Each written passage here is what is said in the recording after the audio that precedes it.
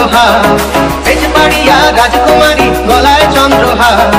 দিনে দিনে বাড়ছে তোমার চুলেরই বাহার, কালো জলে কুচলা তলে ডুবলো সনাতন, আজ তার